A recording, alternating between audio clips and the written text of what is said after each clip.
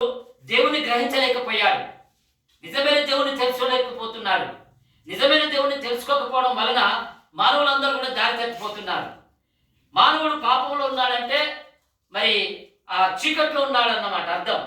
చీకట్లో ఉన్నటువంటి మానవునికి మరి వెలుగు సంబంధమైనటువంటి దేవుడు గ్రహింపులోనికి రాలేకపోతున్నాడు. మానవుడు దేవుని తెలుసుకోలేకపోతున్నాడు. మానవుడు దేవుని తట్టు తిరగలేకపోతున్నాడు. దేవుని సన్నిధికి రాలేకపోతున్నాడు. దేవుని మాటలు వినలేకపోతున్నాడు. ఎందుకొరకనంటే మానవుడు తన ఇష్టానుసారంగా జీవించాలని, తన కోరికలు నెరవేర్చుకోవాలని, తనకు నచ్చినట్టుగా బ్రతకాలని, దేవునితో నాకు పని లేదని, మరి చనిపోతే నరకం ఉన్నదన్న సంగతి అర్థం కాకుండా జీవిస్తూ ఉంటున్నాడు. దేవునితో నాకు పని లేదు, ఏం అవసరం లేదు అన్నట్టుగా జీవిస్తుంటున్నాడు మానవుడు. కాబట్టి ఈ రీతిగా మానవుడు మరి మానవునికి దేవుని గురించి చెప్పినప్పుడు, ఆ యొక్క శిలువ మరణం గురించి చెప్పినప్పుడు మానవునికి శిలువ ఎలా కనబడ్డదంటే, శిలువను కూర్చిన వార్త నశించుతున్న వారికి వెరితనంగా ఉన్నది. శిలువను కూర్చిన వార్త నశించిపోయే వారికి ఎలా ఉన్నదట? వెరితనంగా ఉన్నది. అనగా నశించిపోవడం అంటే మరి నరకానికి వెళ్ళే వాళ్ళకు, అగ్నిగుండానికి వెళ్ళే వాళ్ళకు, దేవుని యొక్క మంచి మాటలు ఒంటె పట్టకుండా, దేవుని యొక్క మంచి మాటలు మనసులో పట్టకుండా తమ ఇష్టానుసారమైనటువంటి జీవితం జీవిస్తూ మానవులు నరకానికి పాత్రలు అవుతున్నారు. నరకానికి వెళ్తున్న ఈ మానవుల రక్షణ కొరకు యేసుక్రీస్తు ప్రభుల వారు ఆయన ఈ లోకానికి వచ్చినాడు. ఈ లోకానికి వచ్చి మనందరి పాపల కొరకు ఆయన కల్వరి శిలువలో చనిపోయాడు, సమాధి చేయబడ్డాడు. ఆయన సమాధి చేయబడి తిరిగి 3వ రోజున తిరిగి లేచినాడు. హల్లెలూయా. కనుక ఈ సమయంలో మరి ప్రత్యేకంగా గమనించవలసిన విషయం ఏంటంటే, ఆయన చనిపోక ముందు ఈ రీతిగా సెలవిచ్చినాడు. ఏమనంటే, నా ప్రాణాన్ని ఎవడూ తీసుకున్నాడు, నా అంతటి నేను పెట్టుచున్నాను. ఈ ప్రాణం పెట్టుటకు నాకు అధికారం కలదు, తిరిగి తీసుకోవడానికి నాకు అధికారం కలదు అని ప్రభు సెలవిచ్చినాడు. దేవునికి స్తోత్రం. హల్లెలూయా. కనుక ప్రాణంతో సవాలు చేసిన దేవుడు ఎవరైనా ఉన్నారా అంటే, నాకైతే ఇంతవరకు ఒక యేసు ప్రభు మాత్రమే కానవచ్చినాడు. ప్రాణాన్ని సవాలు చేసి, ప్రాణాన్ని ఇష్టపూర్వకంగా మన పాపాల కొరకు ఆయన ప్రాణం అడ్డుపెట్టి మన పాపాల నుండి మనకు విడుదల చేయడానికి కొరకై యేసుక్రీస్తు ప్రభుల వారు ఆయన లోకానికి వచ్చినాడు, ప్రాణం పెట్టినాడు, మరి సమాధి చేయబడ్డాడు, తర్వాత తిరిగి లేచినాడు. దేవునికి స్తోత్రం. హల్లెలూయా. ఓ మరణమా నీ ముల్లెక్కడని మరణపు ముళ్ళును విరిచివేసి సమాధిని ఓడించి ఆయన జయవీరుడిగా తిరిగి లేచాడు. మరణాన్ని గెలిచిన వారు ఈ ప్రపంచంలో ఎక్కడైనా ఎవరైనా ఉన్నారా అంటే ఇంతవరకు ఎవరు కూడా లేరు.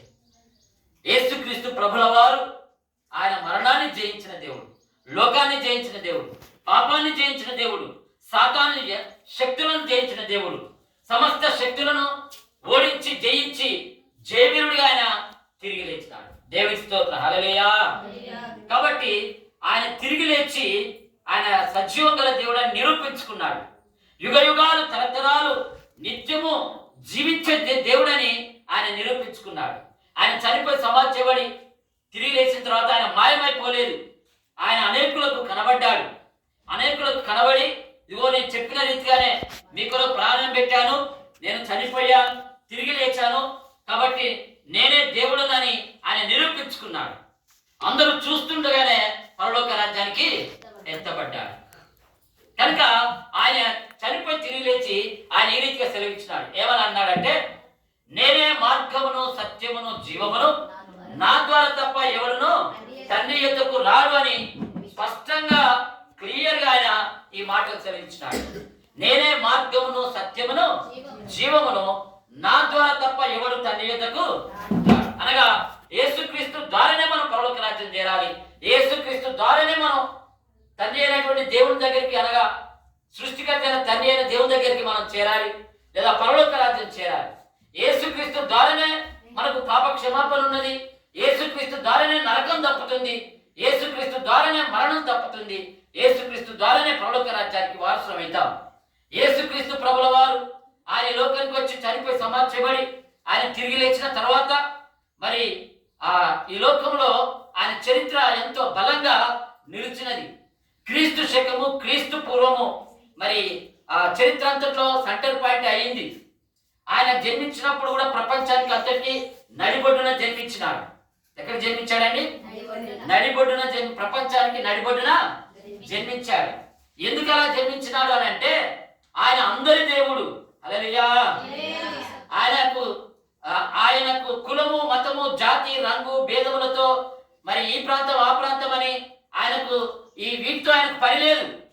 ఆయన సర్వశక్తిమంతుడు, సర్వసృష్టికర్త అయిన దేవుడు, సర్వాధికారం కలిగిన దేవుడు, సర్వాన్ని సమస్తాన్ని జయించిన దేవుడు కనుక ఆయన ప్రపంచానికి అంతటి దేవుడని నిరూపించుకోవడానికి ఆయన ప్రపంచంలో నడిబొడ్డున జన్మించినాడు.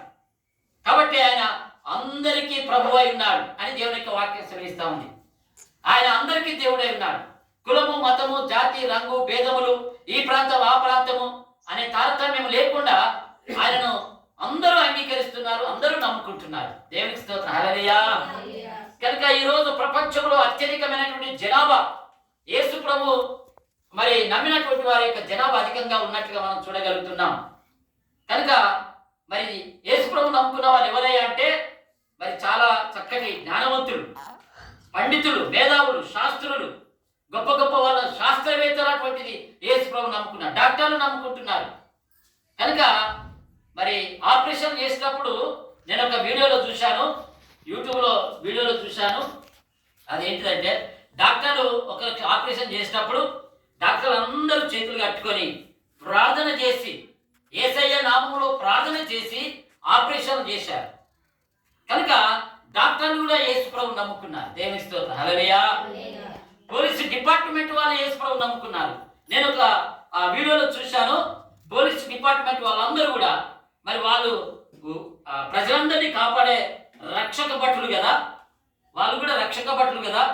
మరి ఊరు పట్టణాలను కాపాడాలి, ఊర్లను కాపాడాలి, గ్రామాలను కాపాడాలి, ప్రజలను కాపాడాలి. కాబట్టి మరి వాళ్ళు రక్షక భటులు అని ఈ లోకంలో వాళ్ళకు పేరు ప్రకటించబడ్డది. అయితే మరి వాళ్ళు కూడా కాపాడడానికి ఎవరు కావాలి? దేవుడు కావాలి, యేసయ్య కావాలి. అందుకొరకే పోలీస్ స్టేషన్లలో కూడా ప్రార్థనలు చేసుకుంటున్నారు. వారికి కూడా కాపుదల కావాలి, రక్షణ కావాలని మరి అనేక ప్రజలు యేసు ప్రభు తట్టు తిరిగి యేసు మీద ఆధారపడి వారి రక్షణ కొరకు, వారి కాపుదల కొరకు వారు దేవుణ్ణి వేడుకున్నట్లుగా నేను అప్పుడప్పుడు యూట్యూబ్లలో నేను చూస్తూ వస్తున్నాను. మీరు కూడా చూసుంటారు. దేవునికి స్తోత్రం. హల్లెలూయా. కాబట్టి అన్ని రకాల డిపార్ట్మెంట్ వాళ్ళు యేసు ప్రభు నమ్ముకుంటున్నారు. అన్ని రకాల ప్రజలు యేసు ప్రభు నమ్ముకుంటున్నారు. అన్ని రకాలైనటువంటి రోగాలతో బాధపడుతున్నటువంటి వారు యేసు ప్రభు నమ్ముకుంటున్నారు. దయ్యాలు పట్టిన వారు యేసు ప్రభు నమ్ముకుంటే దయ్యాలు తొలగిపోతా ఉన్నాయి. యంత్రశక్తులు, మంత్రశక్తులు, సాతాన్ శక్తులు అన్ని తొలగిపోతా ఉన్నాయి. యేసు ప్రభు నమ్ముకున్న వాళ్ళు మరి ఒకప్పుడు వారు మరి యేసు ప్రభు నమ్ముకోక ముందు వారు ఒకప్పుడు తిరుగుబోతులు, తిండిబోతులు, తిట్టుబోతులు, దుష్టులు, దుర్మార్గులుగా ఉన్నటువంటి వారు మరి వాళ్ళందరూ యేసు ప్రభు నమ్ముకొని ఇప్పుడు మంచి వ్యక్తులుగా మారినారు. తాగుబోతులు మారినారు, తిరుగుబోతులు మారినారు, తిండిబోతులు మారినారు, తిట్టుబోతులు మారినారు, అన్ని రకాల ప్రజలు మారినారు. దేవుని నమ్ముకుంటే చక్కటి హృదయం దేవుడు వారికి అనుగ్రహించినాడు.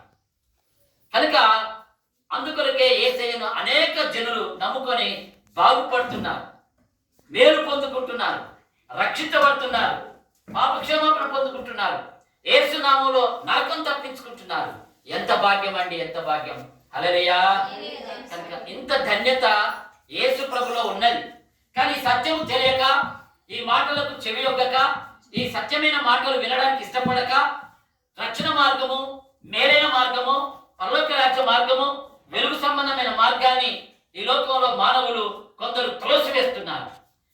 త్రోసివేసి ఎక్కడికి వెళ్తున్నారంటే చీకట్లో ఉన్న ప్రజలు చీకటి గదిలోనికే, అనగా చీకటి ప్రాంతం అనగా